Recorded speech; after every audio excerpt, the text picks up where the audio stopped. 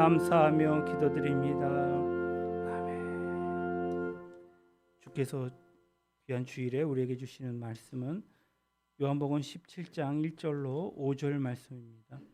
신약 성경 176쪽 정도에 있습니다. 요한복음 17장 1절로 5절 말씀 우리 교독해서 읽도록 하겠습니다. 제가 한 구절, 여러분이 한 구절 이렇게 읽도록 하겠습니다.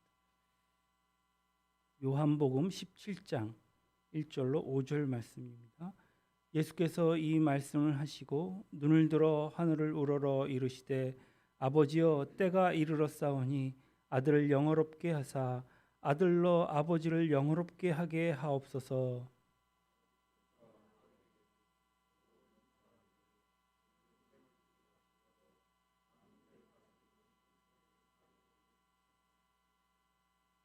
영생은 곧 유일하신 참 하나님과 그가 보내신 자 예수 그리스도를 아는 것이니이다.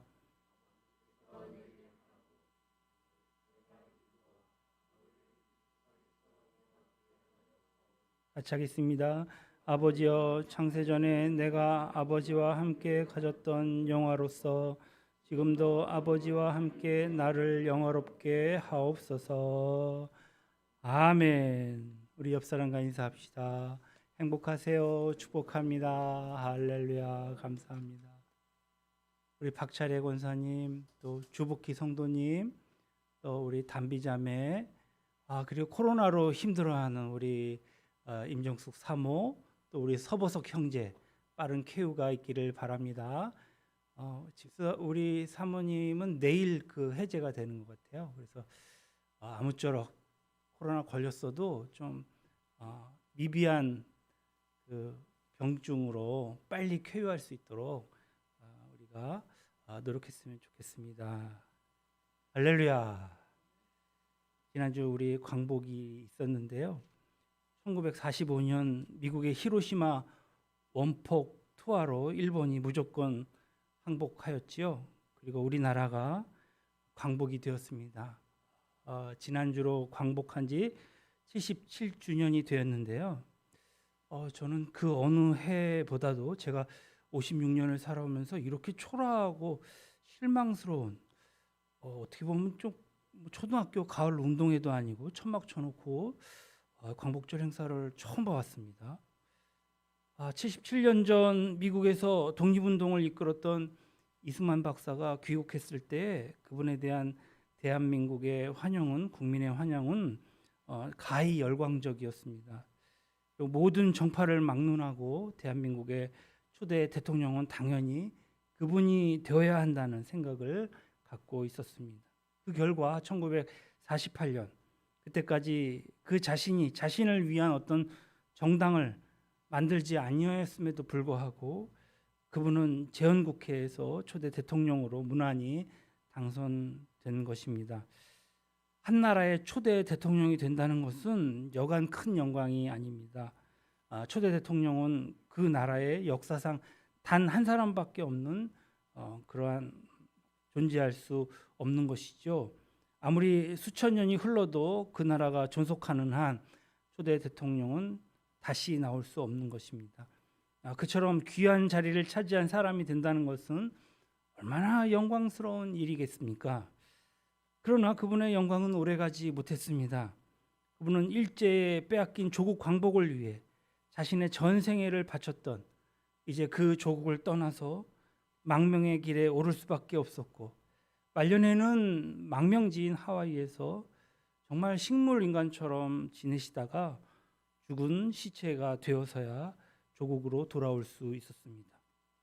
근자에 들어서 그분에 대한 새로운 평가를 시도하고 있는 집단도 있지만, 그러나 헌정을 유린한 최초의 독재자라는 오명은 지어지지 않고 있습니다. 초대 대통령의 자리만 영광스러운 것은 아닙니다. 세계 어느 나라를 막론하고 대통령의 자리는 다 영광스럽게 생각합니다. 대통령직은 언제나 한석뿐이기 때문이겠지요. 같은 시기에 전직 대통령이 2명이 있는 나라는 정말 세계 어디에도 없습니다. 현직 대통령이 그러니까 한 시기에 단 한석뿐인 이 대통령직을 수행한다는 것은 아마 그에게 엄청난 영광일 것입니다. 그래서 그 자리에 있는 사람은 임기가 끝난 뒤에도 그 영광이 지속되기를 바라는 것이겠지요. 우리나라는 전직 대통령들이 5년의 시차를 두고 현직에서 퇴임하는 날 이제 소위 얘기하는 청와대를 떠나서 사저에 들어가게 됩니다. 이렇게 사저로 들어갈 때 동네 사람들이 혹은 고향에 도착했을 때에 주민들이 얼마나 환영을 하는지 몰라요. 그리고 수고했습니다라는 이 프랭카드를 걸고 환호성을 지르면서 이제 전직 대통령이 된 그분들을 그 여사와 그 대통령을 환영하지요. 전직 대통령으로서 그 영광스러운 여생이 어떻게 보면 보장된 듯한 아주 아름다움을 연출해냅니다. 그 환영 속에서 전직 대통령들은 자신의 여생이 당연히 영광스럽게 마무리되리라는 생각을 했을 것입니다. 그러나 안타깝게도 우리네 전직 대통령들은 죄명을 뒤집어 쓰거나 아니면 종신형으로 시작되는 최소 5년 이상의 중형 선고를 한결같이 다 받고 정말 감옥을 다녀오거나 아니면 저격을 당하거나 자기 부하에게 아니면 자살을 하거나 정말 불명예 퇴임하는 수치스러운 운명을 모두 다 걸어야만 했습니다. 그분들이 어떻게 그러한 상황을 상상이라도 했겠습니까? 불과 몇 년 전 그분들은 정말 퇴임날 수고하였으니 어서 오라는 그 환영 가운데에서 정말 동네 주민들에게 정말 환영을 받으며 그렇게 마무리를 했어야 하는데 그분들과 이웃이란 사실 그 자체만으로도 어떻게 보면 수치스러운 그 수치스러워야만 하는 그러한 불명예를 아는 것을 우리는 역사를 통해서 잘 알고 있습니다. 아이러니하게도 그들이 영광스러운 대통령직에서 각각 물러나서 그분들이 누렸던 그 찬란하게 보였던 그 영광은 온 세계의 조롱거리가 되고 말았습니다. 그것은 참 영광이 아니었던 것이겠죠. 오늘도 역사는 반복하며 우리에게 말하고 있습니다. 정말 대통령스러움이란, 대통령다움이란 무엇입니까? 우리는 역사를 자세히 보아야 할 것입니다.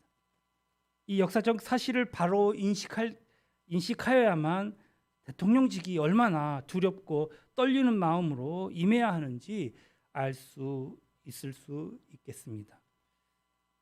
지금부터 2700년 전 하나님께서는 그의 선지자 이사야를 부르시고 그에게 이렇게 명령하십니다. 가서 외쳐라. 그러니까 이사야가 하나님께 여쭙습니다. 내가 무엇이라 외치리까? 그때 하나님께서 이렇게 말씀하십니다. 모든 육체는 풀이요 그 모든 아름다움은 들의 꽃과 같을 뿐이라 외쳐라 라고 말씀하십니다. 여기서 모든 아름다움이란 무엇입니까? 그것은 베드로 사도가 얘기했듯이 모든 영광으로 해석할 수 있습니다. 왜 하나님께서는 모든 육체는 풀이요 그 영광은 들의 꽃과 같을 뿐이다 라고 외치라고, 그것도 소리쳐 외쳐라, 그러니까 크게 소리내서 외쳐라 이사야에게 그렇게 명령하셨겠습니까? 화무 11홍이다 했습니다. 그러니까 열흘 붉은 꽃이 없다고 풀은 반드시 마르고 꽃은 필히 시들지 않습니까? 그처럼 육체와 영광은 반드시 시들고 이지러지게 때문입니다. 풀은 말라 비틀어지듯이 인간의 육체는 어김없이 쇠하고 꽃이 떨어지듯이 인간의 영광 또한 예외 없이 시들고 마는 것입니다. 생각해 보십시오. 인간이 유한한데, 이 세상이 유한한데, 이 세상이 속한 것들 중에 변치 않는 것이 하나라도 없는데 어찌 인간의 영광이 영원할 수 있겠습니까? 그럼에도 불구하고 얼마나 많은 사람들이 이 헛된 인간의 영광을 정말 구하고 그 영광을 구하기 위해서 얼마나 인생을 의미 없이 탕진하고 있겠습니까? 얼마나 이렇게 어처구니 없게 욕망에 사로잡힌 사람들, 그 사람들이 얼마나 어이없으면 하나님께서 모든 육체는 풀이요 그 영광은 들의 꽃과 같을 뿐입니다 라고 소리쳐 외쳐라 명령하셨겠습니까? 그것은 바로 하나님 아버지 당신의 외침인 것입니다. 2700년 전 이사야를 통해 뿐만 아니라 오늘도 하나님은 외치고 계십니다. 우리나라 대통령들의 불행한 모습 속에서도 하나님께서 외치고 계셨음을 알 수 있습니다. 그러므로 모든 육체는 풀과 같고 그 모든 영광은 풀의 꽃과 같으니 풀은 마르고 꽃은 떨어지되 베드로전서 1장 24절 말씀입니다. 참된 영광은 결코 옆에서 어느 날 갑자기 튀어나오지 않습니다. 또한 세상으로부터 오지 않습니다. 사람으로부터 오지 않습니다. 물질로부터 오지 않는 것입니다. 그러니 더 이상 헛된 영광을 구하는데 인생을 낭비하지 말라는 말씀입니다. 인간의 영광은 반드시 소멸되게 마련이고 또 봉우리가 높은 만큼 골도 깊기에 그것은 언젠간 정말 허망으로 끝날 수밖에 없는 것입니다. 오늘 처참한 십자가의 죽음을 목전에 둔 최후의 순간에 예수님께서 눈을 들어 올려 하늘을 우러러 보셨습니다. 하나님께 마지막 기도를 드리시기 위함입니다. 본문은 이렇게 시작되고 있습니다. 예수께서 이 말씀을 하시고 눈을 들어 하늘을 우러러 이르시되 아버지여 때가 이르렀사오니 아들을 영화롭게 하사.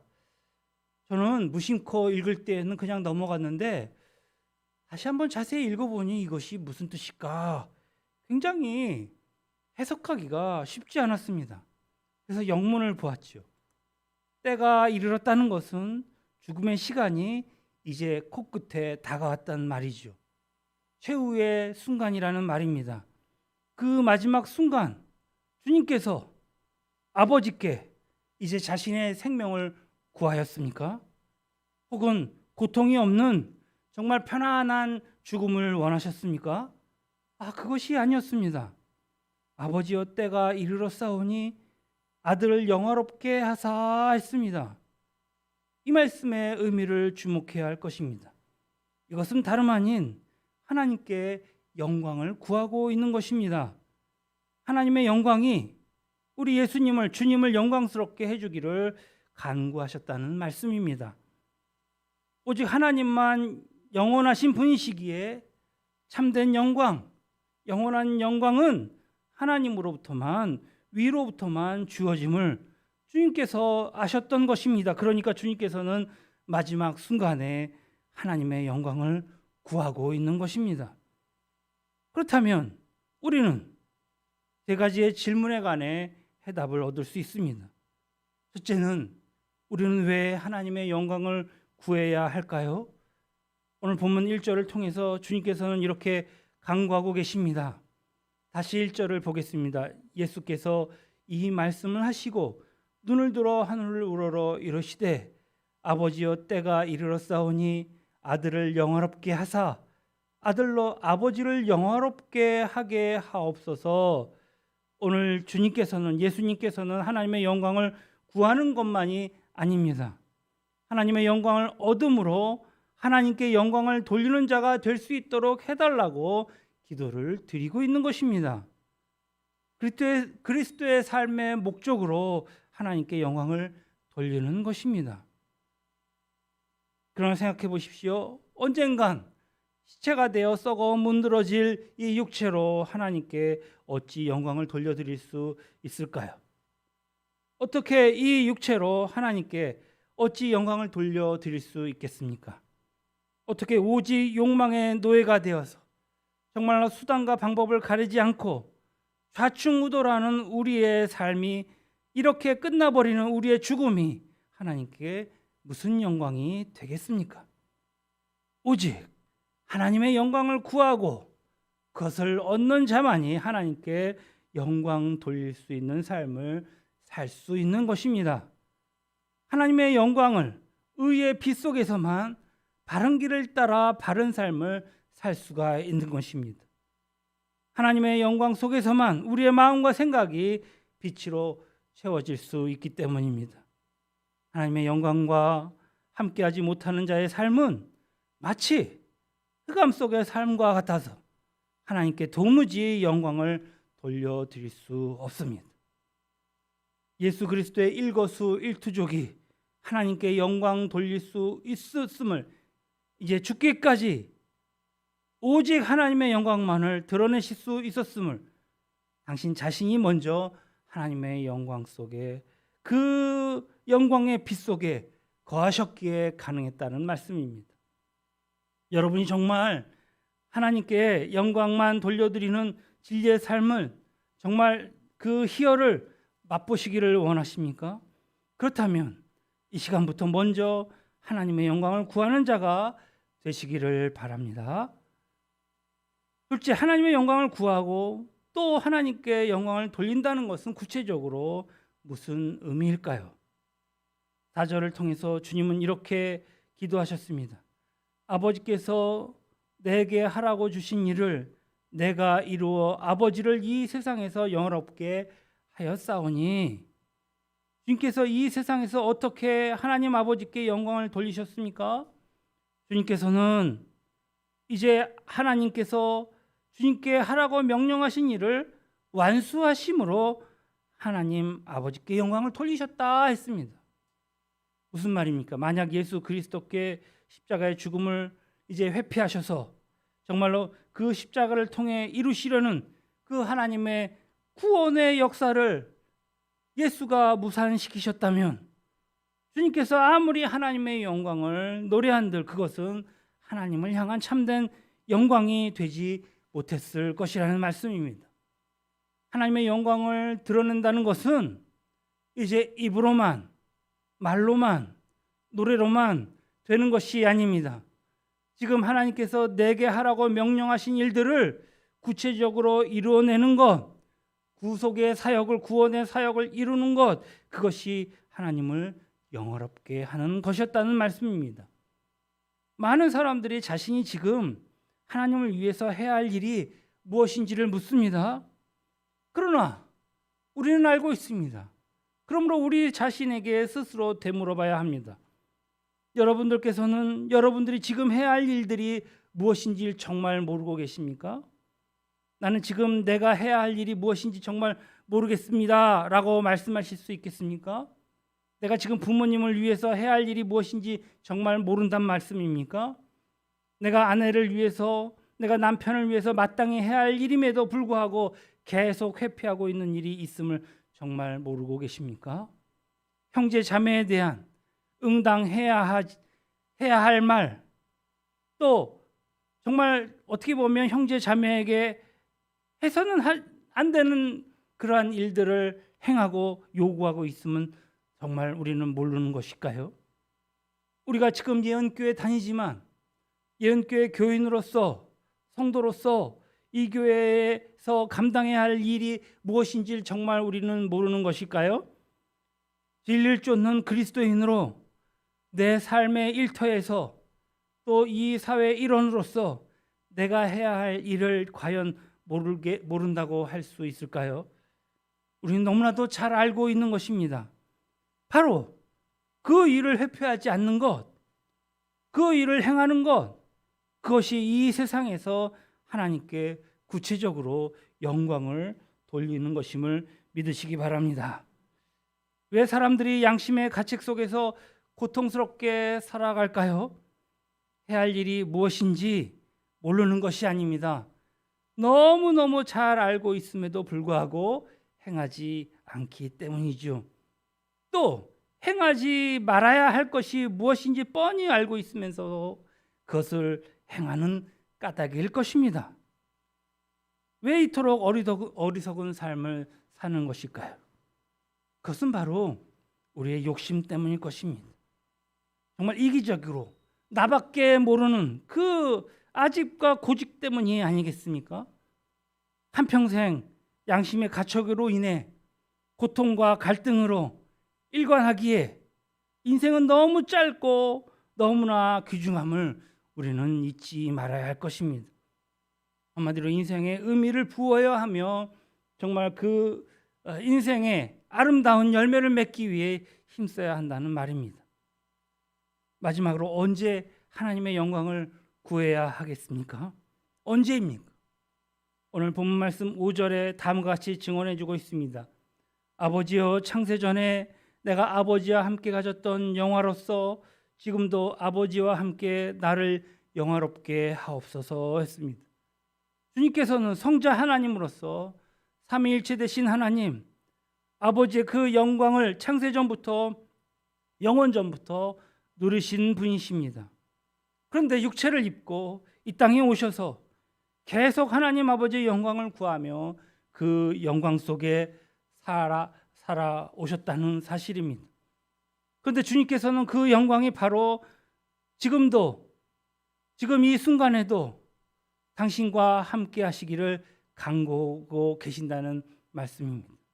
무엇을 의미하는 것일까요?